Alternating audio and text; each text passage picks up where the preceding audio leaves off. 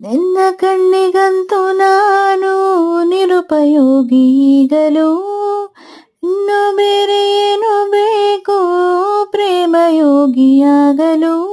ಹೂ ಅರಳುವ ಸದ್ದನು ನಿನ್ನ ನಗೆಯಲ್ಲಿ ಕೇಳಬಲ್ಲೆ, ನನ್ನ ಏಕಾಂತವನ್ನು ತಿದ್ದಿಕೊಡು ನೀನೀಗ ನಿಂತಲ್ಲೇ. ನಾನೇನೇ ಅಂದರೂನು ನನಗಿಂತ ಚೂಟಿ ನೀನು, ತುಟಿಯಲ್ಲಿಯೇ ಮುಚ್ಚಿಟ್ಟುಕೋ ಮುತ್ತೊಂದನು. ಕದಿಯುವ ಮುನ್ನವೇ ಪರವಶನಾದೆನು, ಅರಿಯುವ ಮುನ್ನವೇ ಪರಿಚಿತನಾಗಲಿ ಹೇಗೆ ಪ್ರಣಯಕ್ಕೂ ಮುನ್ನವೇ.